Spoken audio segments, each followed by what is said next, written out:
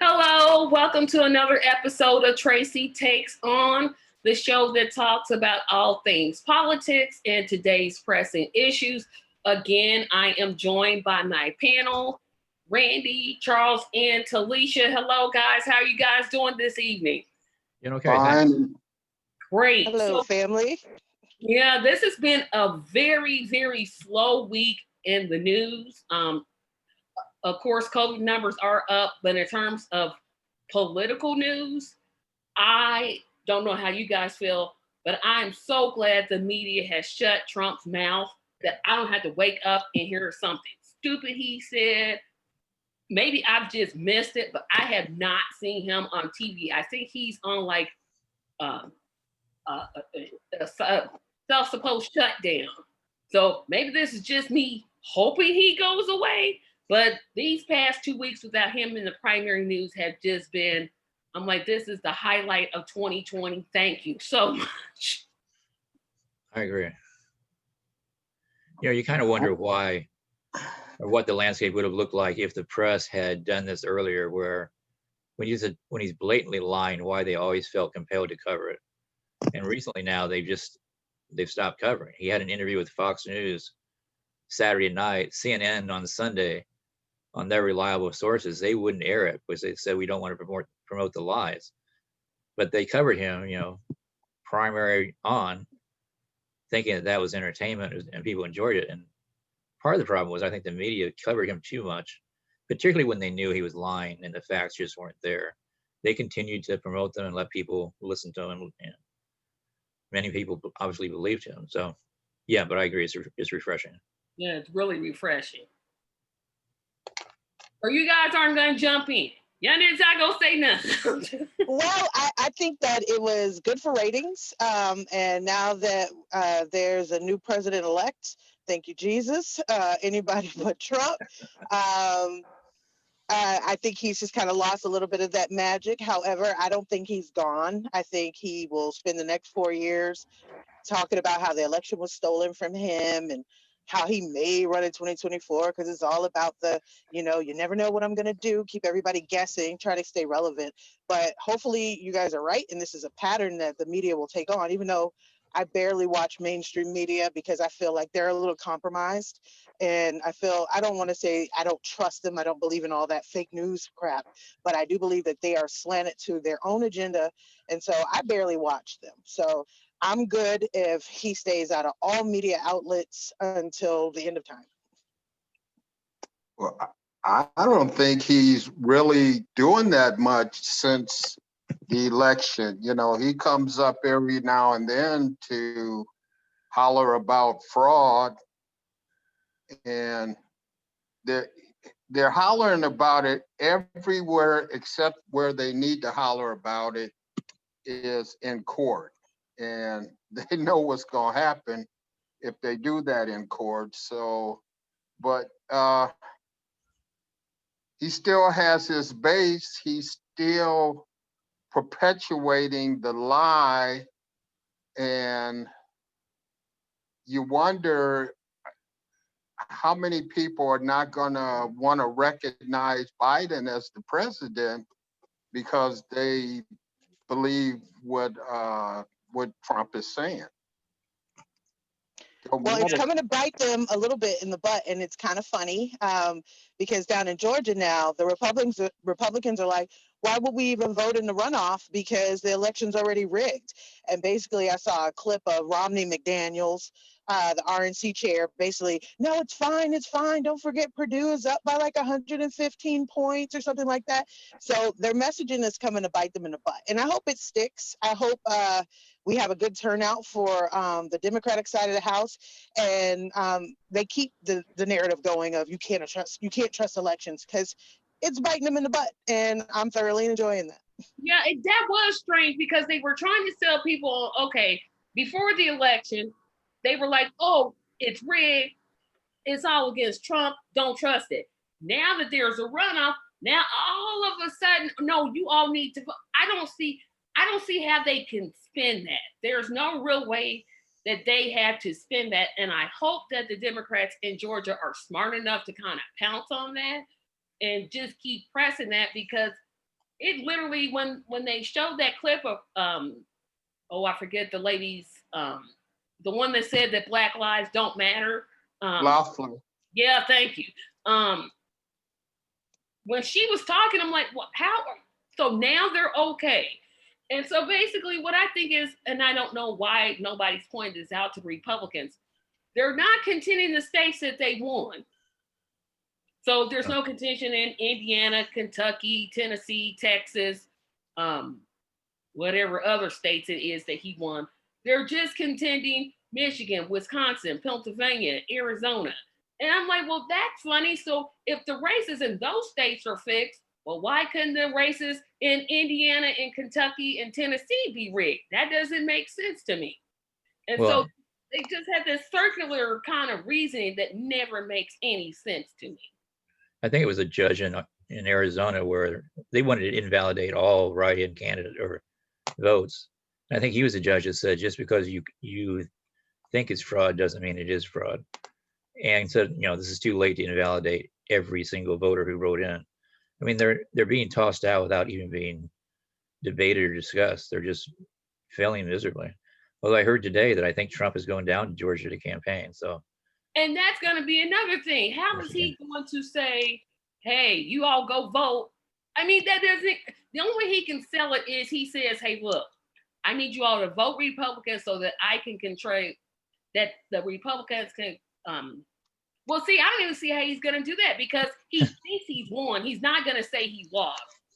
So I don't know I literally don't know what kind of argument he's going to frame when he's down there. I'm like, well, he can't say, well, vote for the Republicans so we can have control. I mean, he could say that, but then the next step is going to be, okay, have control starting in January when you're not in office anymore. Or how does that, I don't know how that's going to work. Does anyone well, really? that's kind of the beauty of the Trump cult, though. Yeah. There really doesn't have to be a logic. There doesn't have to be a rationale. Doesn't have to be a reasoning. You just keep hitting that hammer. You keep hitting the nail with the hammer and saying, they rigged it. They rigged it. Come out and vote. Come out and vote. We'll win. We'll win. We'll be in charge. We'll own the libs. And that works for the Trump cult. Now, there's probably about 10% of actual Republicans that the two sides aren't touching, and they're like, this doesn't make sense. But we got to know that what was it? 90% of Republicans voted for Trump. So that being said, it doesn't really matter the why. It just matters what we're saying, and they'll fall in line. Does anyone really think that he's going down to Georgia to help the Republican Party? Not even a little. This is all about him. He doesn't have a choice. He knows he lost. He knows January 20th, he is out of there. So the only thing he can think of now is, okay, do what they did basically when Obama was president. Everything you say we're not going to do. That's the only thing I can think of. There was a report today that somebody inside the White House said that essentially Trump is roaming the hallways saying, I didn't lose, I didn't lose. And there's some speculation that he really has kind of talked himself into believing all these conspiracy theories. But yesterday he did say, yes, I'll leave the White House in January. So that was the first time I heard him say that. But he still says, I think what he actually said, and correct me if I'm wrong, I think he said he would leave if the electorals voted for Biden to be the president, which I didn't interpret to mean January, because they vote in December, I think. I think this comes they vote on the 14th. Yeah, but it's interesting because he looked at the reporter and he says, of course I'm going to leave in January. I've never said I wouldn't. So he's backtracking, and who knows? He won't be there in January. Biden will be there. It's not like he's gonna have a choice. He doesn't have a choice, so that's why he's probably trying to backtrack it. But I just don't think he's gonna be this person that comes back in 2024, because he just has too many issues that he should have, he know he lost, and he can't afford to leave the White House because of all the issues that he's going to face, all the debt that he's owed. It's scary to think, that all the money he owes, he could be selling secrets to these people to get out of debt, you know, for when he gets out of office. You can say he's just gonna have he. I wouldn't be surprised if he spends a whole lot of money trying to get out of what he's getting out of, and it's gonna run its course. This isn't his legal issues aren't gonna be like over in a week thing. You know, this gonna drag on for months, possibly years. You know, he's just not going to, he's going to be damaged goods when it comes to 2024. See, I had to sort of kind of disagree with that because I think it's like Talisha said, 90% of Republicans voted for him. A third of those Republicans are his hardcore. If he says the sky is blue and yellow with purple stripes, it's blue and yellow with purple stripes, no matter what. No matter, you can look up in the sky and say, don't you see it's blue? Nope. Trump said it's blue and yellow with purple stripes on it, period. I think he comes back. And the reason I think he comes back is because of his ego. His ego is not going to let him be defeated. His ego is going to say, you know what? No, I'm going to run again, and then I'm going to win. Now, I don't know if he'll get the nomination per se, because I still think Pence is going to make a play for it. I think Pompeo is going to make a play for it. But I definitely think his ego, no matter how much jail time he's facing, no matter how many lawsuits he's going to have coming out, he's still going to try to run unless he gets convicted. Now, if he gets convicted, all bets are off. And the problem, the concern I've got is that if you remember when President Ford pardoned Nixon, the main reason was he said, if I don't, it's going to distract everything we try to do. And if this becomes, post-Trump and Trump's in the headlines again, and everybody's speculating about his lawsuits and whether he's going to serve time, and it's going to go on, Biden's going to see his agenda put on side so we can watch this drama play out for the next 4 years. And Trump will be out there trying to damage anything Biden tries to do. He can be an incredibly damaging force of us getting anything done. And that's my greatest fears. I think he will run. I think he'll be out there screaming conspiracy theories, trashing Biden every single chance he gets. And we've got some major problems that have to be dealt with without being sidelined like we were on everything else we did the last 4 years. If you look at the news coverage, most of the news was impeachment and Trump. And it's just, do we really want to go through that again? I think he does. I think it's his ego. I think you're right. His ego is going to carry him. We've not seen the end of him. Yeah, unfortunately, I just wish he could technically go to prison, because I don't think he's going to go to prison. I really don't. He may get convicted, but it'd be hard to put a former president in jail with Secret Service there. It's like, no, that he may have to wear an ankle bracelet. Yeah. I don't even think that's going to happen. I literally think he's going to walk away with nothing. I mean, he may get convicted, but it's not going to be like, he's not going to be wearing an orange jumpsuit and with his numbers across it like people want him to. If he did, he'd have a lot of friends there he could talk to. Exactly. Yeah, but what type of prison? He's not going to prison. He's going to, if he went to prison, it'd be some high class, nice place. They would commute half his sentence. He wouldn't serve anything but a couple of weeks. There'd be no way. You can't have him. He has to have Secret Service detail with him. No matter what. They would probably try to do a reality show with him, call it Presidential Prison, and every week we can see what he does and what he eats and how many times somebody tries to beat him up. Yeah, and I think he's gonna definitely try to start that Trump TV, but it'll be like his other businesses that go bankrupt. Trump Steaks, Trump Casinos, Trump Airlines. Like, dude, stop putting your name on stuff. You messed up the USFL. It was going good, and then you messed it up. So I did want to talk about something else. and this is something that came across the news that I thought was interesting. President-elect Biden has selected his press corps or his press team, and they're all female. And I thought this had happened before.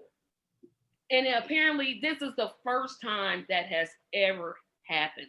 What type of impact do you all think that's going to have, or will it have any impact? So Trump had a pretty diverse press corps, a lot of women, a lot of communication directors that were female in charge. So it may be the first all female team, but it's not the first predominantly female team. So it's not really that groundbreaking. I think it's wonderful. The diversity is wonderful. However, at the end of the day, you got to wonder, like, what are we relinquishing? And granted, this is just a press course. I'm not really, so animated about it, but just for the diversity title, like, I need some action behind that diversity. I need you to be more than just a female or brown or black or, or Muslim or, I need you to have some type of progressive willpower behind your, simpatico nature with me. So I personally am not all that impressed. I would have been impressed had they maybe put Simone Sanders in the front, because I felt like she basically put herself on the line for Biden. She got a lot of pushback because she used to be the press secretary for Bernie when Bernie was the candidate back in 2016. So for her to switch to the neoliberal team, she caught a lot of heat. So I think, if he wanted to show that he was not only handing out diversity hires, but showing loyalty, she should have been foremost in that background. And I haven't heard her name yet. So she got appointed. She did get appointed to, I forget what her actual title is, but she did get an appointment. But unless she's like commerce director, you know what I'm saying, or communications director. Yeah, she deserves it. She deserves it. Got it. I understand. But yeah, she literally put herself on the line when Biden got attacked. Like, why didn't they have security? I don't know. But yeah, she physically put herself in the line. How about you guys? What you guys are thinking about the appointment? You want to go, Charles? I'll have to just see the results, because it's still towards the center. And that's if, okay, a society that maintains order is not allowed to, or doesn't have the ability to evolve. And it's like, it's really no change there. It's going back to pretty much Obama, I mean, I'll have to see how far to the left will Biden move. If he stays straight in the center, and that's probably why he got elected, because he was that centrist person. They didn't want to elect. I don't think all these Republicans would win against Trump if they were voting for somebody who was far left.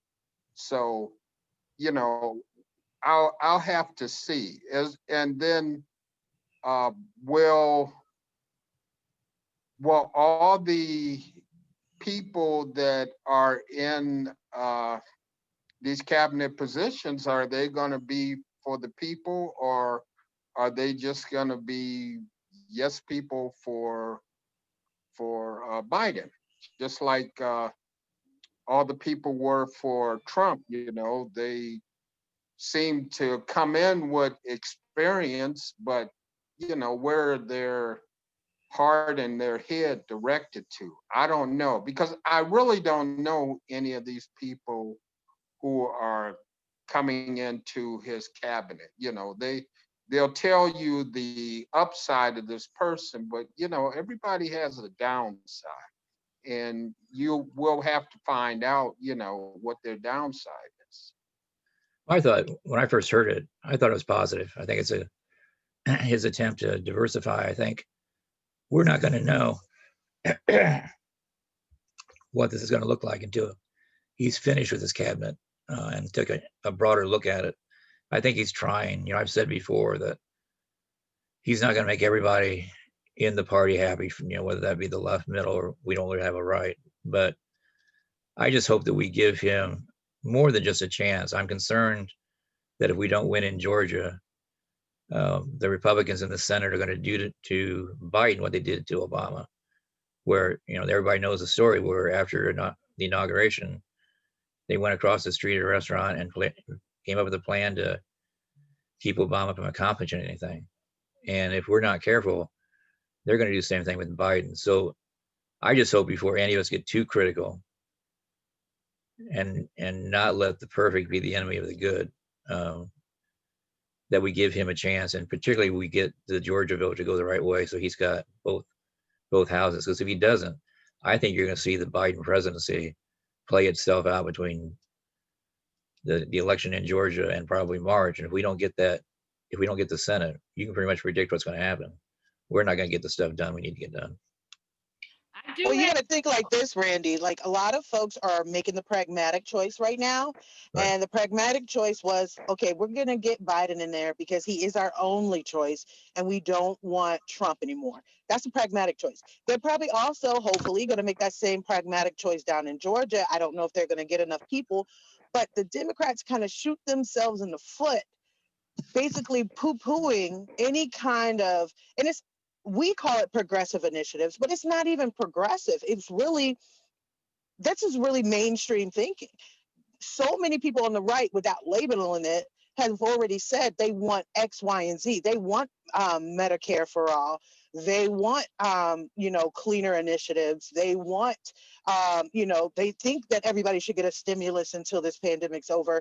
But the Democrats are so scared of Republicans calling them democratic socialists, and that will be like Venezuela, even though we're a capitalistic society and we still have bread lines. So I get what you're saying. Let's not judge him before he can get in there, but I really think we have to hold his feet to the fire before he gets in there, because he already has kind of the mentality that I did it without progressives. No, honey, you did it because of progressives, because we all lined up behind you. Yeah, and I agree with you.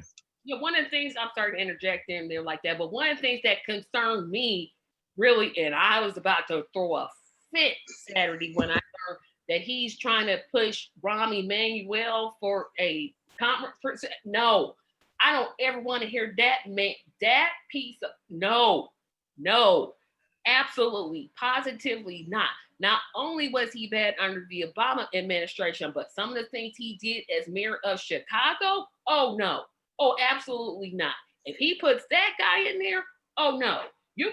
I didn't vote for him this time, but you can sure enough forget about me voting for him again. No, absolutely not. Absolutely, positively not. That guy is, if there was he'd be like right at the bottom. He is just like, I'm like, oh my gosh, you are the worst. When I heard that being reported, I'm like, you got to know. Somebody call him and say no.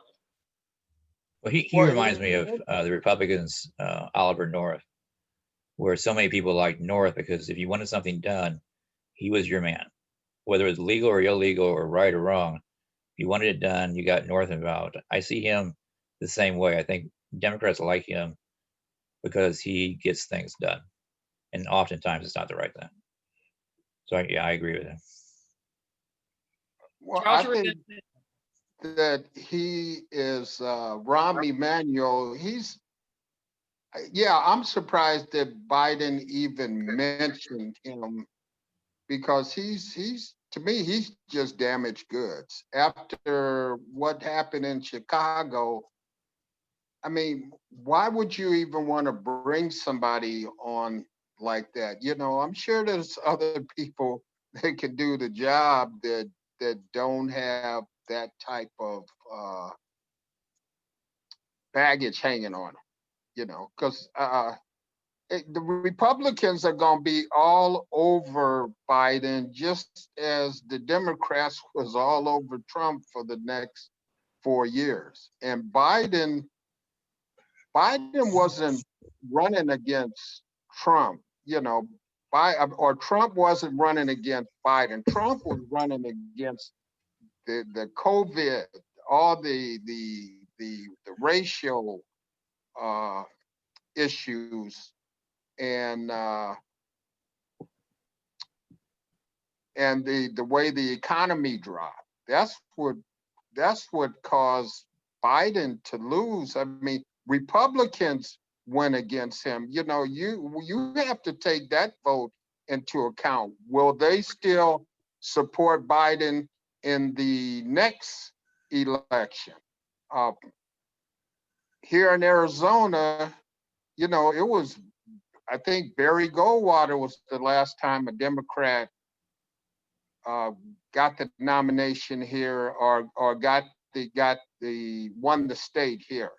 You know, when's the last time that a Democrat won it in Georgia? You know, Bill Clinton. Bill Clinton.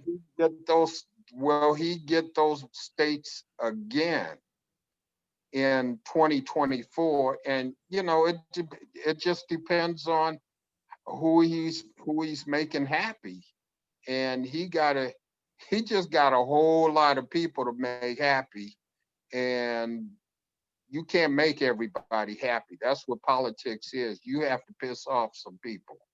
Okay, Some people, everybody yes, can't be happy. but not Rahm Emanuel. Just him.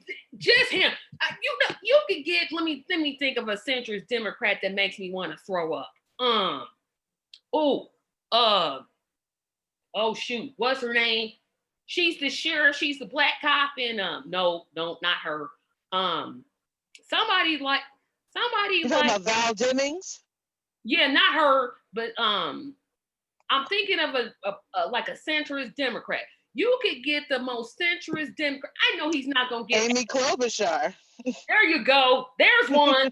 Thank you. Well, no, you don't want to mess with the Senate. Okay, you're we just trying to throwing get. out names of. Well, I'm just throwing out names of senators. well, still, don't name any senators, because you don't want to try to pull a senator from the Senate and then risk losing that seat to a Republican. No, Okay, that's so not what I was saying. What I was saying was that he can name the most centrist Democrat, which Amy Klobuchar is a centrist Democrat. And I'd be like, well, okay, she's got this and this. But Rahm Emanuel, oh no, oh no, oh no, oh no, no, no, no, no, no, absolutely not. That is the worst. He might as well get me. I know more than he does. I mean, I'm like, do you know what happened when he was mayor of Chicago? How black people were shot and in some instances killed, and he withheld evidence? Does somebody not remind him of that? I literally threw a fit. I know he's not going to make everyone happy. I get that, but not Rahm Emanuel. Just not him. And I'll tell you another person I don't want to see him appoint, and I know some of y'all may get mad. I don't want to see him appoint President Obama to anything, like nothing. I don't want to see him. I'll just go on, do your Netflix deals or whatever it is you're doing, and just stay away. Why? Because he's already been president, and Biden needs to get away from this is just an Obama presidency 3.0. If he's president, he needs to be president. I was hoping that Obama would end up on the court. Supreme Court. Obama actually turned out, even though he talked a lot of progressive talk, he turned out to really be centrist, leaning more towards right. Like he's probably more of a Reagan Republican than an actual Democrat. Yes, he knows constitutional law, but Obama's biggest problem is he doesn't want to ruffle any feathers. You can't be on my side and you don't want to ruffle any feathers. Even but that to may this not day, with a lifetime even to the- appointment on the court. right, but look at Ruth. Even Ruth had a lifetime appointment, but she still leaned corporate from time to time because there's no permanent interest or no permanent friends, just permanent interest. And so I don't think Obama has proved himself to, he's putting, look what he did he bailed out the banks. He bailed out, well, thank God they did bail out the car industry. But for the most part, poor people and people of color, marginalized communities were kind of left out to hang because they thought the fever would break with Republicans. I'm with Tracy. Obama had his time. He had 8 years. Even in his second term, when he couldn't be reelected, he still was goose stepping. So I don't trust him to do anything to help us. So Well, yeah, I'm very apprehensive about Biden, but I think he needs to do this without Obama, because Obama's just going to tell him what he can't do.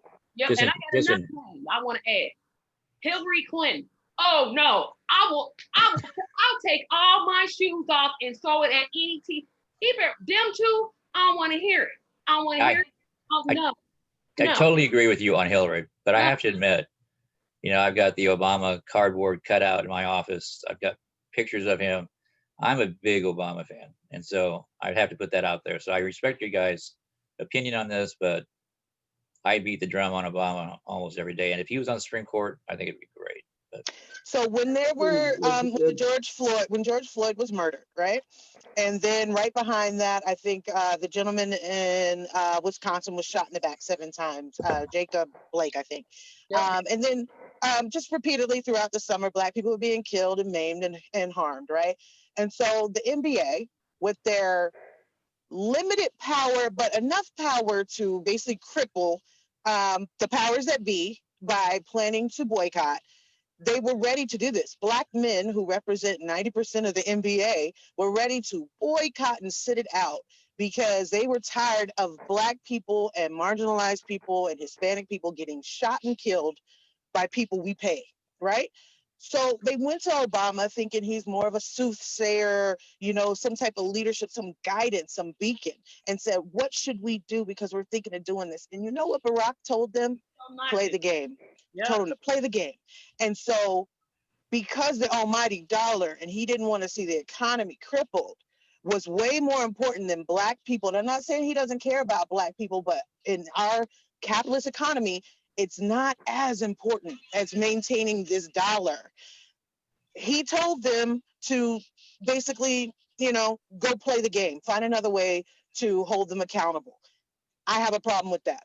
And that essentially summed up his whole 8 years, because in order to get along, he went along, much to the detriment of marginalized communities. So yeah, I think he's a great orator. I think he is a wonderful family man. I think so many wonderful things about him. He was the first biracial president that happens to have Black ancestry, right? But he was able he kowtowed in the face of where we needed him to stand strong. So I don't trust him to get on anybody's court, to get on anybody's, cabinet, to do anything to represent the people, because he's already shown that capitalist interest is more important than the people. So you would be against him being on the Supreme Court too? Yes, ma'am. Yes, ma'am. I don't trust him. If it were just the Supreme Court, I'd kind of be for it. This is why, and I'll tell you why. It's because of the constitutional law stuff. That's the only reason I would think, okay, maybe. I don't think Biden's going to do it. But like I said, I don't want to see Obama, because I think Biden, you've got to stand on your own. You've got to make your own appointments. We voted for you. We didn't vote for Obama. I know some people did. Well, I didn't, but some people did. But he's got to stand on his own. So Hillary Clinton, anybody with the name Clinton, Obama, who else I don't want to see? Yeah, those two main ones. I'm like, no. I do Obama, I do understand what you're saying, and I respect it. And I threw that out there, but we shouldn't probably detract from your agenda. But I hear what you're saying, and I do respect that. do you really think that Obama is that bored that he would want to come back into government again after what he went through in 8 years? He's enjoying life now, Yeah, I'll come out here and endorse you and make a speech here, make a speech there. Obama's getting paid, so I don't, why would you come back to subject yourself to? Plus, he's got his second book. Could you imagine the Senate hearings? If let's just theorize this in our imaginative minds. If Biden selected him as Supreme Court Justice, oh my goodness, the Senate hearings from the Republicans, no, absolute, they would not, especially if they keep the majority, it wouldn't make it. During the campaign, Biden was asked about this, though. And Biden asked whether Obama would be on the list for Supreme Court. And Biden said, well, he certainly would be on the list. He has addressed this question during the campaign. He didn't say Obama would be his pick, but he said Obama would be on the list. Yeah, I don't think he'd make it out the Senate hearing. Personally, there's especially if his only hope would be is if the Democrats gain control of the Senate. That'd be his only hope. Well, there's another hope. Lame duck. Always lame duck. You can always appoint somebody in lame duck. He'll be lame duck in 4 years if there happens to be an opening. Republicans have already said, that's why sometimes I just want to shake Joe, because the Republicans have already said he will not get a cabinet member passed at all. So the simple fact that they think that now that Trump's out the door, the fever has broken, it kind of irritates me. Yeah. Because the simple fact is, we're always going to be the liberals. We're always going to want socialism. We're always going to want a free handout. And, Republicans' words, not mine. And, it's time to just kind of give into it. Okay, so let's maybe try that out. Let's maybe try using our tax dollars to take care of the bottom 99%, because you guys are already saying we're doing it anyway. How many times did they call Joe Biden during this campaign a socialist? And man, at the most, he's Republican light and far left. Yeah, if Joe Biden is a socialist, far right of the left, or if Joe Biden is a socialist, if Bernie Sanders had got that nomination, oh my gosh, it just would have been they'd have compared him to Stalin. They'd been like, okay, here we go. This is Stalin, and he's gonna do this and this and this and this. But I do think, though, if Biden were smart, and of course he probably doesn't listen to this podcast. I wish you would, Joe. Please listen to this podcast. But if he were smart and they kind of make rumblings on his cabinet picks, on his Supreme Court cases, that's when you start using Air Force One and you fly into those states and be like, hey, y'all need to be calling dude over here because he's making it hard for me to do what I need to do for you all. That's where you start doing the campaigning and the using people that you should be using that know how to communicate. Like Trump. Now, you can say whatever you will about Trump, and Lord knows none of us are his fans, but he knows how to talk in a language where a fifth grader can understand what he's saying. He can take all of those big, stupid policies and put them where a common person can be like, I got it. The Democrats need to learn how to do exactly the same thing. Well, it's helpful when you have someone who doesn't understand them anyway. So I don't think Trump was doing anything special. I don't think he understood his policies to begin with. So. Oh, he doesn't. But what I'm saying is he knows how to communicate to the average person. And I don't think the Democrats know how to do that. I think the Democrats use these big archaical words like socialism and fascism. Most people I know, they kind of know what socialism is, but they know that their paycheck isn't making ends meet. They know that. But all of these terms that Democrats tend to use, I'm like, okay, y'all got to change y'all language and do something different because it's not working. Stop using those, not big words because I don't want to say people are stupid, but at least communicate on a level that people can be like, oh, I got it. Yeah, on my Facebook page, when I was running for commissioner, somebody I know on the county commissioners started correcting the person's grammar. They used the wrong pronoun. And all I said was, this may be one of the reasons why people think we're elitist. So in public, when you start correcting people's grammar, that doesn't really help us much in terms of communicating and making that person feel like they should listen to us. Exactly. I think we have that problem. Yeah, and I think that's something even third parties could, especially third parties are really guilty of using all those terms. So it's like, nobody knows about nuclear disarmament. I mean, I think I know what it means, but you're gonna have to put that in, you gotta have to speak some Tracy, because I gotta know what you're saying, believe what you're saying. And that's the one thing I do give Trump. And I think Bernie Sanders does it really well. Sometimes he'll go off and use big words. I'm like, Bernie, no, put it down there. And then he'll catch himself and he'll do it. But Trump is really good at it. And I didn't think he would be. And I can see why people support him so much, because when he speaks, I'm like, okay, I could put my nephew in front of that TV and tell me what he just said, and he can repeat it word for word. and be like, well, this is what I understand.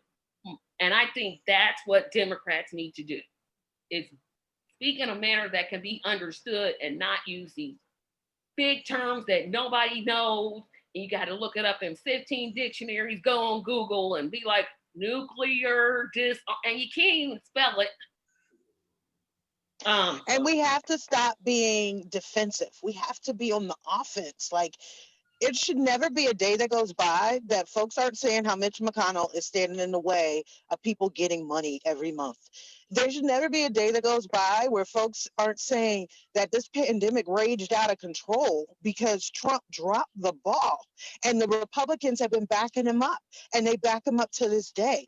So Democrats need to get off of their butts and stop defending stuff that's not even true most times, or largely inflated, where they're trying to say that by us saying defund the police means no cops anywhere, and start saying, well, you know, on Trump's watch, we had race riots over the summer.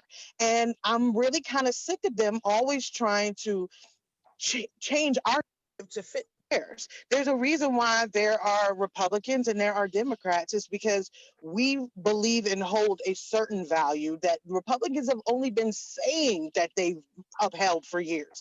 Truth be told, we found out marriage wasn't all that important because Trump had 3 wives and 5 children by 3 different women and God knows how many affairs. We found out that employing people from different countries and giving the jobs away to people that aren't American apparently wasn't that important because Trump's been doing it at his golf courses and actually issuing out fake Social Security cards for God knows how long. Apparently, we don't really care that people do insider trading because God knows how many Republican senators just got caught. So all these values that Republicans have claimed to love. Oh, and don't let me get started on the military values because they love to say, if you kneel for the anthem, you're not respecting the troops. First of all, as a veteran, I fought for their right to kneel, to do whatever peaceful protest they want because it's freedom of speech, and I fought for that right. But the Republicans quickly forgot that when all of a sudden Trump decided he hated John McCain, and they spit on that man's grave. I have real issues with John McCain's ideology, but I always respected his service. And they literally disrespected a war hero, and nobody said nothing. They actually defended that and then started calling him Songbird John after he was tortured for 5 years.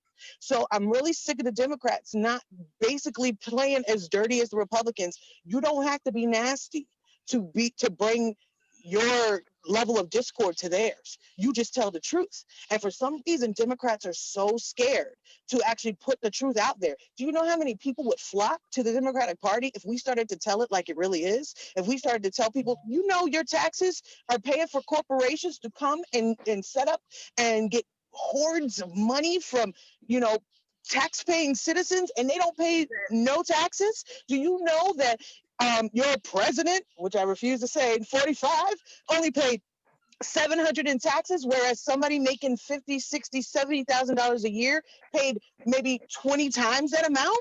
So that being said, Democrats need to step up or get out the way, especially these corporate Democrats that refuse to do anything but sit there and count big pharma, big corporation, big health company, health insurance industries money to the detriment of hardworking Americans.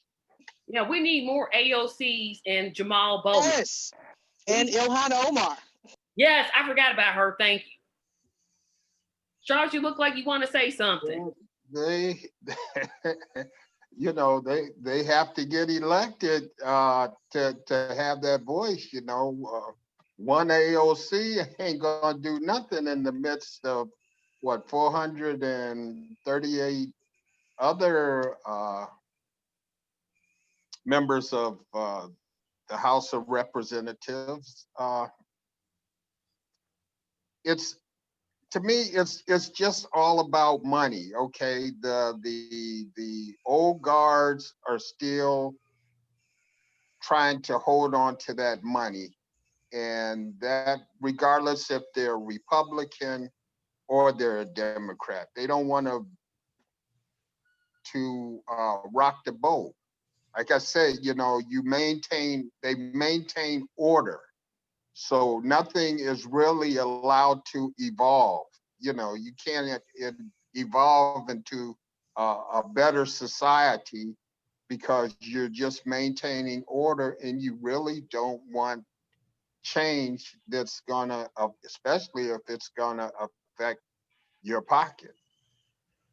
You know, Well, that's the way I feel about it. Yeah, the Republicans probably do need to know how to play dirty. I see, you know, the Democrats. I see the Republicans know how to play dirty. Even the ones who split off from Trump and formed the Lincoln Project. You know, I mean, they really slammed Trump. They slammed Trump more than Democrats had slammed Trump. Every day they were coming out with something, how he was selling out the country, you know, how his family is selling out the country.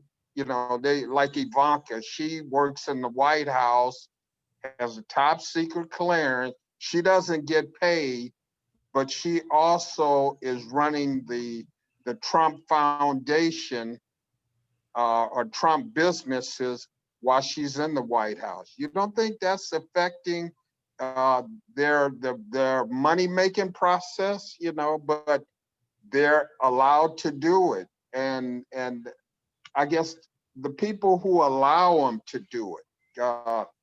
The guy running in Georgia, Purdue, you know, he did insider trading, and it probably, if it had been a Democrat DOJ, he would probably be indicted. But you know, the bar wouldn't let him, and you know, shut down the investigation. I think Loeffler, I think she did insider trading too uh, during when the pandemic started, and you know, wow, you Yeah. know, like I say, it must just be hate that is keeping them in power. You know, appealing to people's hatred, division. Yeah, this country is so divided. You know, it's just ridiculous. Yeah, Biden won the election, but you know, with all the stuff that was going on with people's lives being affected, I just expected Trump to have lost even worse than he did lose. You know, it just amazes me how, you know, he still got 70 something million votes. You know, man, I just shake my head and I'm wondering, you know, come 2024, you know,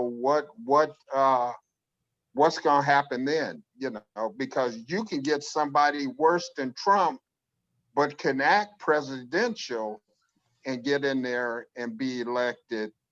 And then all this really goes to hell, you know. And even if we don't get the Senate this time, you know, it's still the midterm. You know, we inched a little closer. You know, I really think that, So sorry, no, go ahead. I really think that what hurts us as Democrats and third parties is our inability to focus on just a few issues that we need to work on. And I really think the Democrats, if they would focus on the stimulus package that needs to get out and needs to help the people who are just have no money coming in, and the coronavirus and the vaccine and making sure that's fairly done and the quality is there. If the Democrats would just focus on those two, but we won't. We're going to get sidetracked by a lot of other issues. And with third parties, my case in point, on Thanksgiving Day, as I was sitting down to eat, I get this emergency text from the Green Party saying that they want to fight Thanksgiving. Yeah. wait a On minute. Thanksgiving? Thanksgiving. Now, you can go to almost any American holiday that we celebrate, and if you go back far enough, there's reasons to object to it. But instead of, you know, the Green Party is supposed to be, the Green New Deal should be our top priority. We should be talking about that. And I did my campaign every single day. If we start talking to people that we need to convert, and then we say, and by the way, we want to ban Thanksgiving Day, you're going to lose all the goodwill that you've tried to develop. And that's what the Democrats do too. And you know, again, maybe I shouldn't bring Obama up again, but his first 2 years, we had both houses and we squandered it because we fought each other. And and that's part of the problem of having a party with a lot of diversity is everybody's got a lot of interests and a lot of things they want to do, and none of them are bad.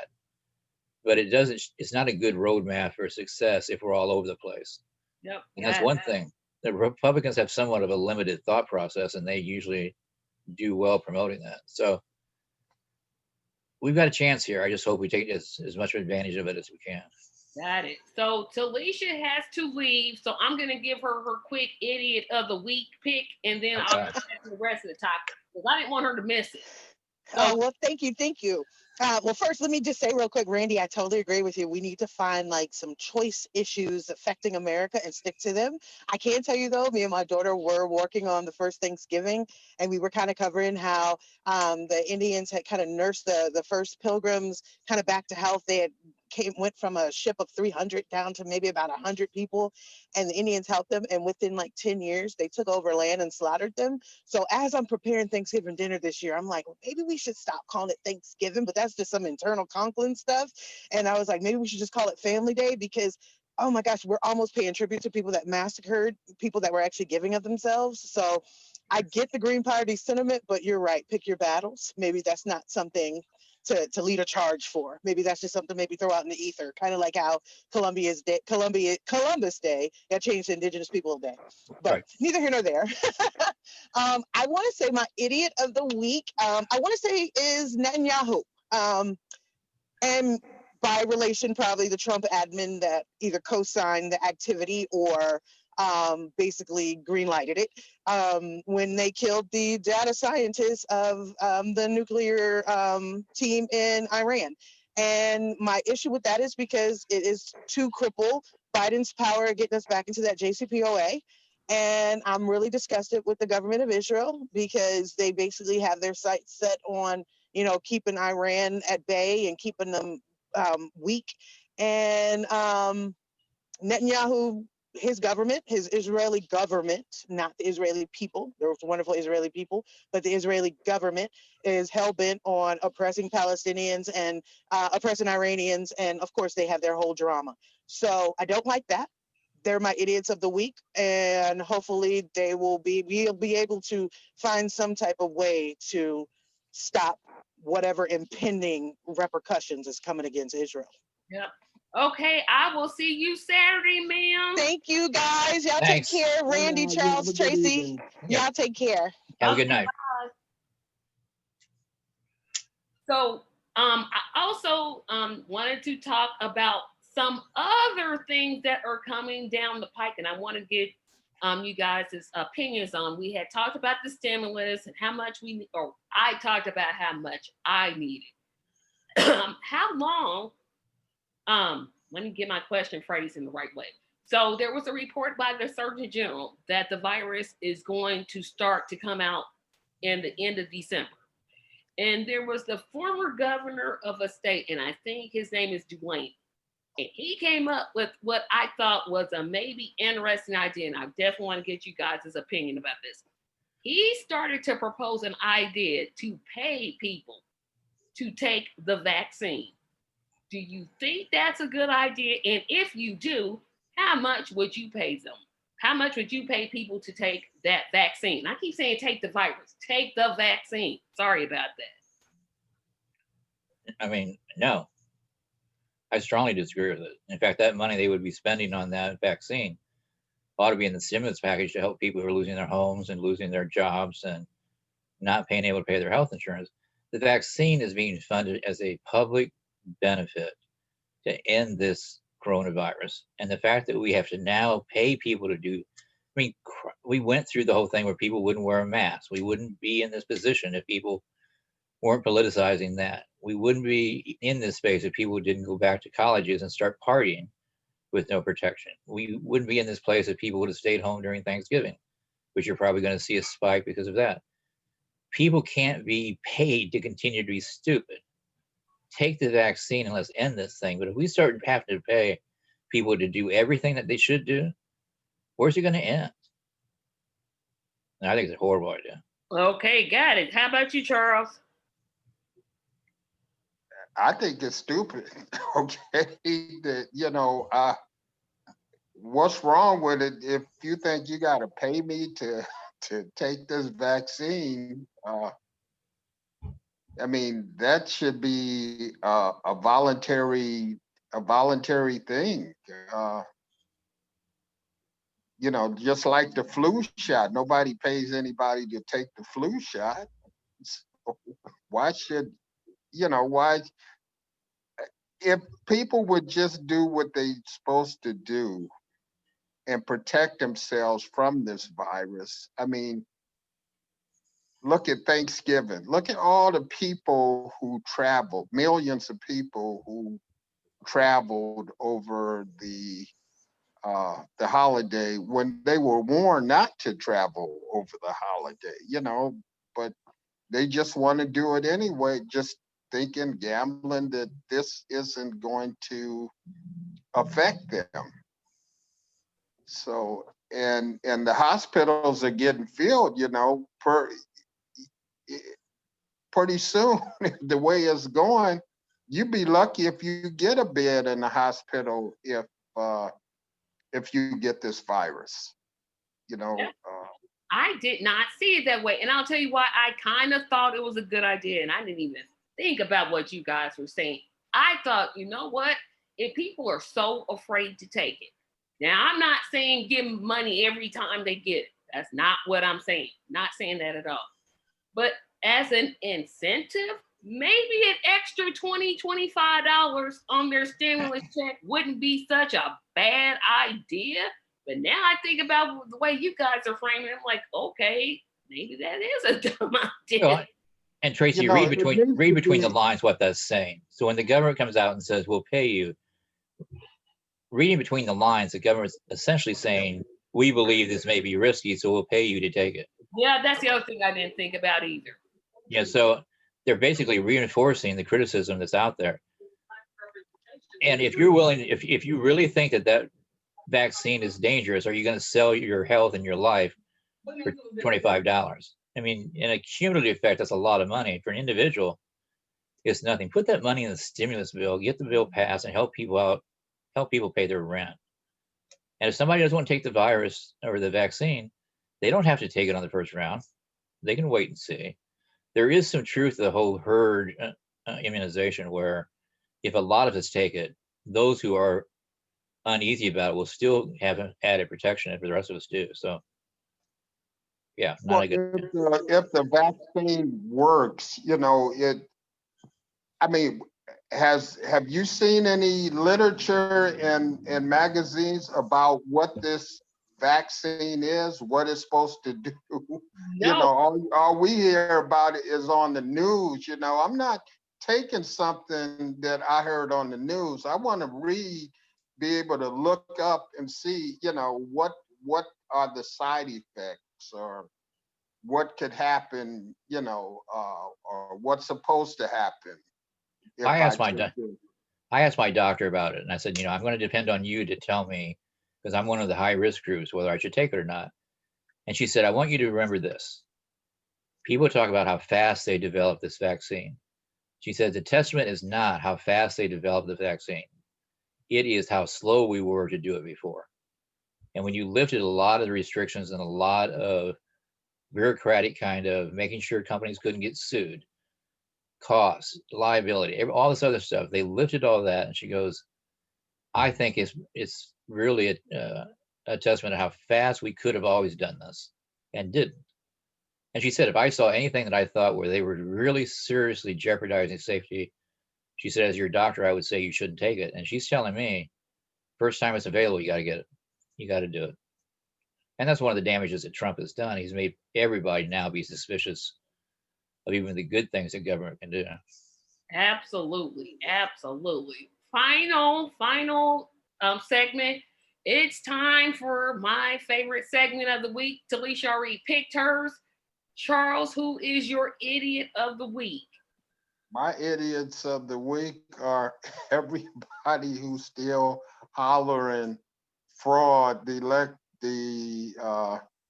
elections were rigged, and the fraud going on, and still echoing what Trump is saying. You know, if you can't, if you won't go in court and say it, you're a coward, you're an idiot. That's my feeling. Okay, how about you, Randy? I just struggle so hard to come up with something other than Trump or his administration. Oh, there's I'm- something. I'm gonna bring it local to my my favorite football team in school, Notre Dame, of which I followed since I was a kid. And I don't know if you guys saw it in the news, but they decided to continue their football schedule and play football, which I disagreed with, but I understand they're so obsessed with national championships. So they laid out a plan for the students where they said, you have to wear a mask while you're at the game. You have to honor social distancing, and you can only go with the people that you live with. So if you have a roommate, you have to go with that roommate. If you live in a suite and you got 4 people with you, those 4 people. I watched the games and the cameras scanned the crowds, and it looked to me, and what they're reporting is that the students really were abiding by it, which I thought was good. And then the president of Notre Dame went to the Rose Garden with Trump to honor Notre Dame's professor for being a Supreme Court justice now. And they took camera shots, and the president of Notre Dame was shaking hands and being at that party with no mask on, and nor was anybody else. And the students certainly caught it and raised hell, asking him for him to resign because of the strict rules he put on him and the hypocrisy that we saw him do in the Rose Garden. And I know that doesn't have a national implication, but I think it does in a way where you have people in authority saying one thing and doing another. And I thought that was just incredibly, it's almost unbelievable to me that he would have been so reckless in his message to the students.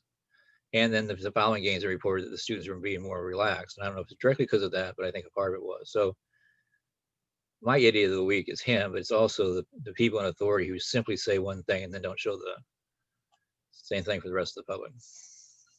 Well, my idiot of the week, I just have one.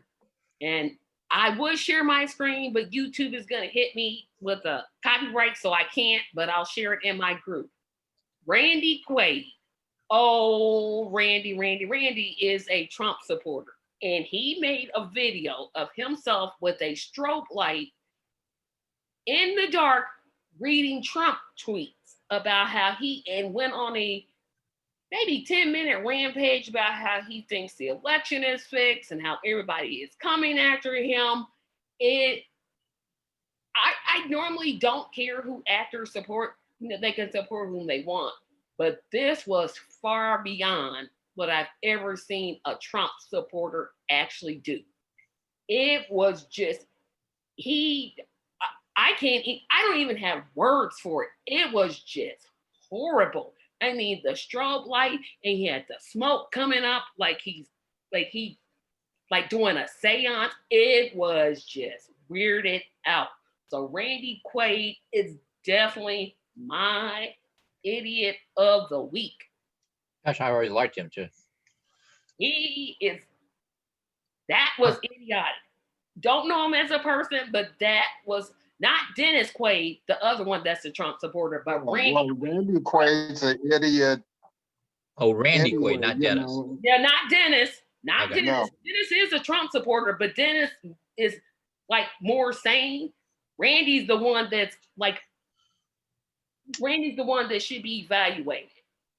Period. Randy was already an idiot before he said what you just mentioned. Okay, so That's sad.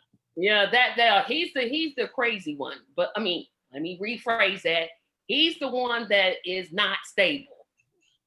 So yep, that's my idiot of the week, Randy Quaid, and I'll shoot you all the video later because I can't put it on this broadcast because YouTube hit me with a copyright. So I'm like, nope, can't do that no more. But I want to thank you guys for chatting with me. I'll see you all next week, same time. And remember, everybody that's watching this, please like, share, comment, and subscribe. And remember to support me on Patreon. All the links are in the description section. Hey, guys, you both have a great evening. Bye-bye. You too. See you, Charles. See you, Randy.